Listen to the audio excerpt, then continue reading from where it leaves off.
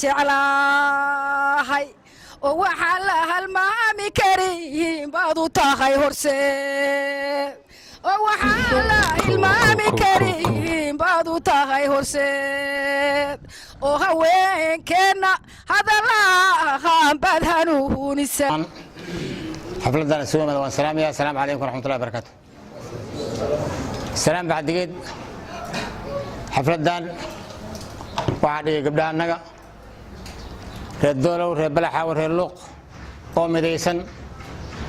oo la baxay magaca dallad la yidhaahda way ku midaysan yihiin maanta waxaa loo qabtay marka in la isbara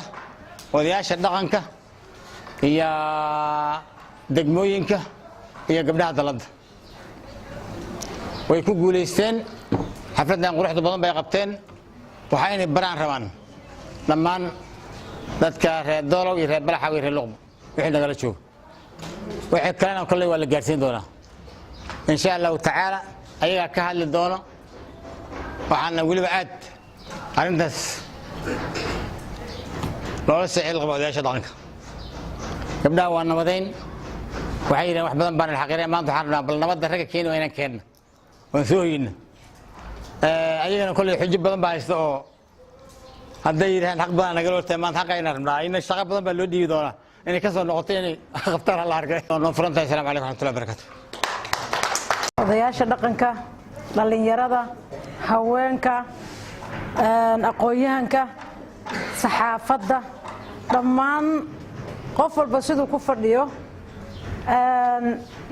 waxaa idinku salaamayaa salaanta islaamka assalaamu calaykum waraxmatullaahi wabarakaatu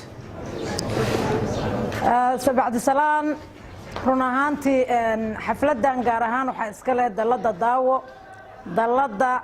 haweenka nabadaynta daawo ayaa iska leh xafladan oo loo dhigay annagu waa ku gacan siinaynay hase ahaatee barnaamijkan waxaa qabatay oo barnaamijkan soo saartay hay-adda SWSO Somali Women Solidarity Organization marka la fasiro ah midnimada haweenka Soomaaliyeed oo fadhigeedu yahay magaalada Kismaayo hay-adda SWSO meelo badan ayay maaragtay barnaamijyadan ee kale ee ka soo qabatay Kismaayo aan ka soo qabanay waxaan ka qabanay Dobley waxaan ka qabanay Doolow Balaxaawo iyo Luuq waxaan rabnaa inaan ku sii fidino hadduu Ilaahay idmo gobolka intiisa kale ee xorta ah iyo inta la xoreyn doonaba barnaamijkan waxaa la yiraahdaa sidee haweenku ay uga qayb qaadan karaan nabadda waxaan rabnaa bulsho nadiif ah waxaan rabnaa bulsho caafimaad qabta maadaama marka haweenkii ay yihiin boqolkiiba 65 ay yihiin bulshada ay ka yihiin bulsho la ilaabi kara ma aha waa xoog qarsoon siiba gabdhaha grassroots-ka joogo ee deegaanada joogo ee muxuu ahaayay guryaha joogo waxay xog ogaal u yihiin dhibaatadii dhacday bay xog ogaal u yihiin waxay maanta rabaan inay helaan ilmahooda u helaan waxbarasho inay maaragtay caafimaad ay helaan waxay rabaan inay dawlad rasmi helaan waxay rabaan inay maamul nadiif helaan haddayna boqolkiiba 65taasi ayna ka qayb qaadanin oo haweenka maanta Doolow joogay ayna nabadda Doolow ka qayb qaadanin macnaha xubin maqan waay marka waxaan rabnaa in la ogaado in maanta ay soo kortay xoog odayaasha dhaqanka ka maqnaa وسلامتنا السلام عليكم ورحمة الله وبركاته markii xigta waxaan rabaa inaan xeego warbixin jar idin ka siiyo Xaliima ayaa faahfaahisay sababta iyo gudoonka maanta meesha isugu nimid shirkan waxa agaasimay oo maanta iska leh dalladda daawo hay'adda SWSO hogaaminaysa Xaliima Faarax Gudane iyo anigoo ku hadlay magaca hay'adda Life and Peace Institute ama Machadka Nolosha iyo Nabadda oo ah hay'ad international caalami oo ka shaqeysa howlaha nabadaynta waxaan iska kaashanay dhismaha iyo waxbarashada iyo qaabkii loo dhisi lahaay dalladan maanta aan maanta u anqalayn insha Allah taala hay'adda Life and salaamahaya hay'adda SWSO iyo LBI oo alxamdulillah rabbil caalamiin meel adag nooga yaala annaga haddaan nahay dumarka Soomaaliyeed dadaal iyo juhdi nagu bixiyay annaga oo saddexda degmo ah oo midba ay meel taagan tahay oo annaga dhexdanada gabdhaha cadiifadu naga dhex jirto isu kaana keenay gogol nabadeed noo dhigay waqti nagu dhumiyey muddo iyo maalmo mar walba nala joogay ilaa 4 jeer gogol noo dhigay aakhiritaankiina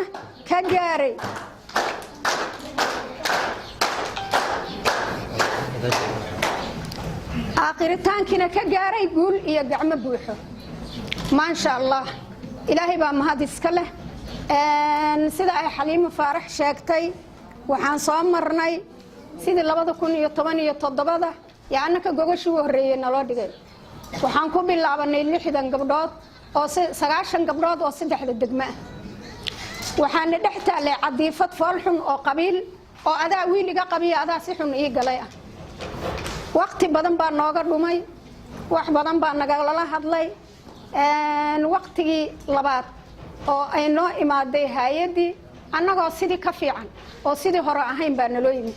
waqtigii saddexaadna waxaan noqonnay gabdho saafi ah oo walaalo ah oo Soomaaliyeed oo gabdho Jubbaland marka annagu gacmaha la isu kaana galiyeen waxaan dib isugu laabanaa annaga gabdhahanagii 3 degmo wixii aan soo marnay sidii aan nabadda u qaadanay wixii juhdi nagu baxay wixii naloo maray rafaad wixii ayaga ahaa waan dareenay waan qaadanay waan iscafinay waxaan samaysanay waxaan ahay 90 waxaan naga soo hartay 60 waxaan 60 baa haddana sii kala baxday waxaa ka soo hartay 30 kaas waxaa doortay 60 kale yaa dooratay cadaalad baan isku dooranay kalsooni baan isku dooranay wanaag baan isku dooranay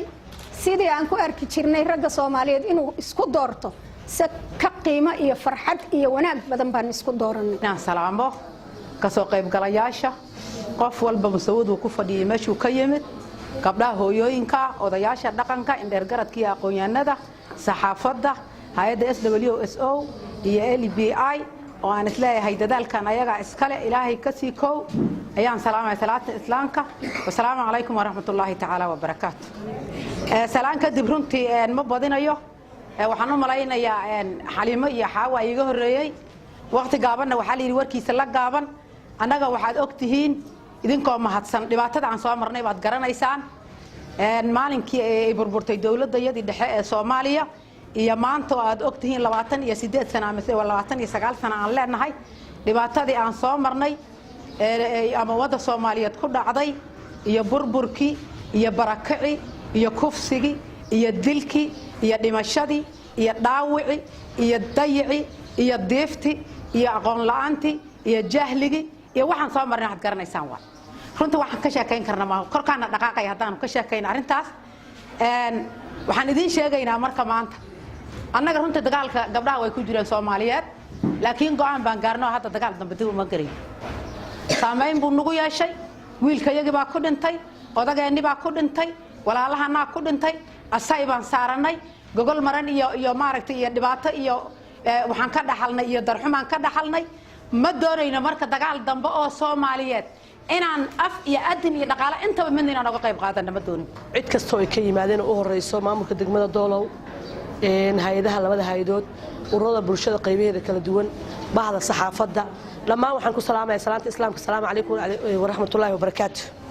bacda salaam wixii waran sheegi lahaa hore loo soo sheegay waxa soo maray gabdhaha walaalaheeya wixii qaabkii dalada lagu soo dhisay iyo siday ahayd anu marka ma badinayo dad badan baa isugayo xilliga salaadana waa la joogaa walaalayaalow waxaad ogtiin 28 sano inaan burbur soo marnay dadka hadda caradan joogana oo dalada hadda lagu soo diray gabadhan xamdiga yar aniguna intaan orod maraan oga intaan orod maray hal iska celiyo yaan oga intaasoo xasanaad haddaan mar lahaana dakhala jannaan iska geli lahaa sababtoo ah haddii aan ka soo qayb qaatay aniga horta sidayda waxaan ku soo indhaqaaday burburka Soomaaliya markii uu soo burburay kadib baan koobayga qaatay dadka dirirta asaga indhaha ku soo kala qaadanaha waligayna qof horta xabad kuma dhufan ilaa si qaabka loogu dhufanay waa ka shaqeey baan maxay tari ani iska celi haddaan yahay way ku dhalay anaga lacagta ma haysan laakiin wada qoriga soo galay aniga waxaan garanayaa halkaas lagu dhaga naagta reer Axmed qori dhashiikayaasha la galay diidan oo dhaho wardil wali aan baax ku dhufo ay ku dhasho xawaaya dadku waa afku dhiglay gacan ku dhiglay anaga waa afku dhiglay xoog lahaanay ilaahay baan oga toobad keeno aniga kale hadda markaan wixii yar karto ilaa wada isoo dhaafay weyninkan ma ogay hadda cabsi baa yar gashay waana yar weyninkan u malayno waxba ay galay hadday galeen haddana waxaan helnay qolo ilaahay noo soo diray qof walba qoomuunba ilaahay dad buu u soo diraa oo na tusisay waddadii aan mari lahayn oon u mari lahayn nabadda deegaanadanada haddii nala tusiyey waa qaadano ismaana adkayno horaanba u soo bislaana oo dad soo bislaaday yaan ahayn haddii marba dhibkii dhacayo uu nagu dhacayo oo dagaalkiiba ay hooyadii saamayn ku leedahay oo hooyadii wiilkeeda ama dhimanayo ama walaalkeed dhimanayo ama abtigeed dhimanayo ama adeerkeed dhimanayo ama ninkeediba dhimanayo dan waxay nagu kaliftay inaan nabadda horseedno aniga sidayda qof la taaban kara maahayn anaa dadka u daran baan ahaa soo bixi beerkaan qorya hal nin wili hadan yara marno ani reebel baa maanta dil rabo waxba kama jiraan agow waa dhibaatadii aan ka qayb qaadanay ilmaada riyaalo waxaan soo annaga aan ku baaqnay nabadda inaan qaadano dhismaana loo sameeyey hay'adda SWSO LBI oo isgarabsanayo 4 shir maanta ka hanfilaya 4 shir baan loo qabto maanta kan 4 kiye bariyahana waa sii geli doona waa idinka sii dambaynaa oo wali baraarujintii iyo qaabkii aan wax u sii qaban lahayn jidkii baan ugu sii tusay iftiinka ahaa maadaama daladii gobolka gada aan nahay anigana hadda la iga dhigay afayeenkii oo dadkan u orod badanay qof walba wuxuu yahay lagu sameeyaa mogti dadkan u war badana la ii doortayna waan aqbalo gabdhihii walaalahay aad iyo aad bay u mahadsan yihiin waxaan soo dhawaynaynaa odayaasha dhaqanka deegaanada daawo inay nagala shaqeeyaan nabadda aan rabno inaan ku garab istaagno deegaankanaga aan ka soo wada jeedno maaha inaan dhacayno odayaasha xilkoodii maaha inaan leenahay annaka odayga dhaqanka reer axmed anaa oo aadan maxamed gurimi shaal idilayaan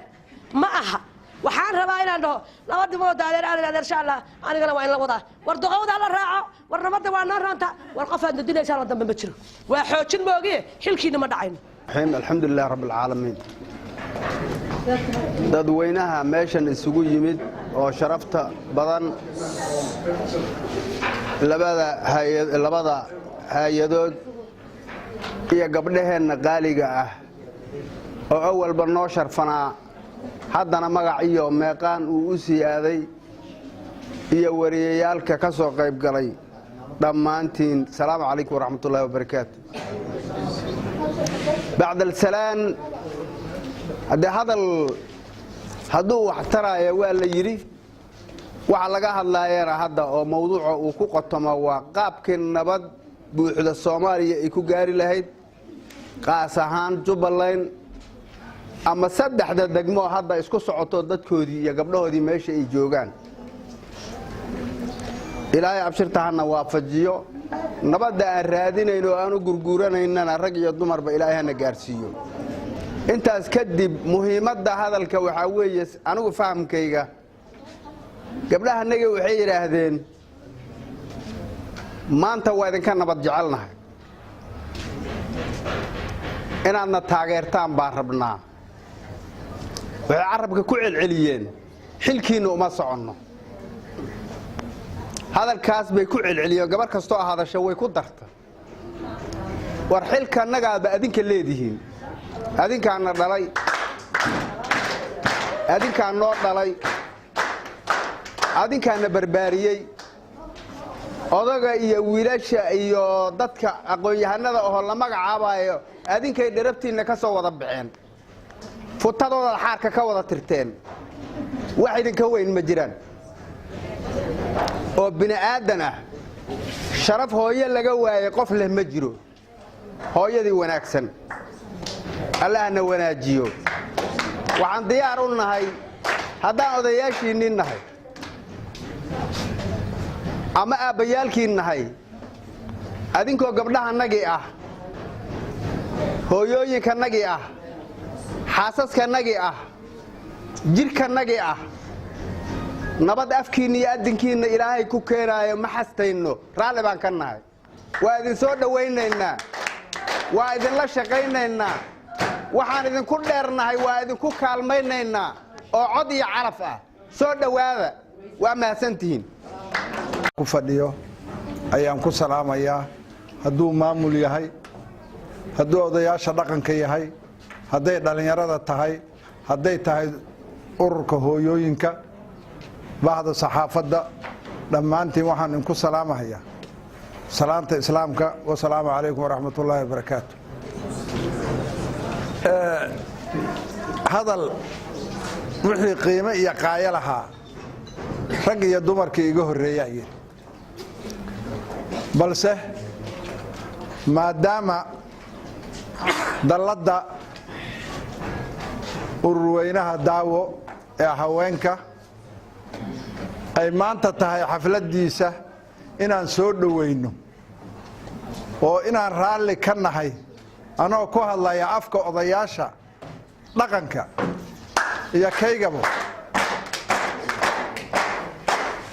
inaan soo dhoweeyo ayaan u istaagay waan soo dhowaynaynaa waqtiga hadda jiro saddexdii qodoboo dhibku ka imaanayayba waa ku fadhinaa odayaashii dhaqanka dhallinyaradii iyo hooyooyinkii meel kale kama imaado shido xagee ka imaanaysaa oo kale dhallinyaradii waa kii qoriga loo ordahay hooyadii ama odagii dhaqankana waa kii ama baritaarahaya ama waxaynahaya haddii aan intanadaas saddexdanadaas aan u jeesanno inaan nabadda ka shaqayno oo wiilka uu oggolaado gacanta hooyada iyo aabbaha oy hooyada oggolaata gacanta odageeda oo odagu uu oggolaado gacanta hooyada wax hallaabaya ma jiraan waayahan weli odaga iyo hooyada weli maqalkoodu waa rooya ismaqalkoodu waxa faraha ka baxay ama naga fakanaya ama waxa ay hayaan aad aan loo ogaan karin oo naga dhunta dhallinyaradu waa idiin ducaynaynaa annagaa in dhalnay hooyadiin wax ka abaal badan ma jirto markii diintu 3 jeer ummi ay tiri ayuu aabbaha hal jeer la yidhi waxaan dhallinyarada kula dardaarmaynaa waxa hadda hubaysan oo wax wado ama dagaal galo waa ayage inay u soo noqdaan waalidkood warkooda waqti gaaban baa lagu jiraa waxaan aad iyo aad u soo dhawaynaynaa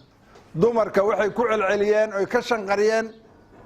maanu dhicin xilki dalka war xilka adinka iska leh waana isla leena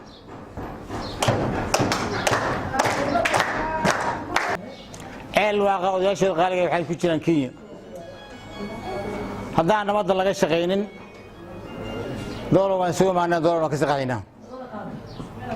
haddaan nabadda xoojinaa xooggeena saarnaa abaabul iyo wax qabadna balca xor bay noqonaysaa waaqana xor bay noqonaysaa gobolka intiisa kalena waa ku sii fidaynaa haddaan sidaan ku sii joogno si wax noo suroo ma jiraan gabdhihii way kaceen waad maqlayseen gabdhihii way kaceen rag baa kabaa u kabsaday in la xaliimakooda ka mid annagana kabaa kabsanna haweenkeedna ma gartay kabaa kabsanaane oy dhaaqaane annagana kabaa kabsana dhaaqna shirkeena waa noo xeeyaan salaamu calaykum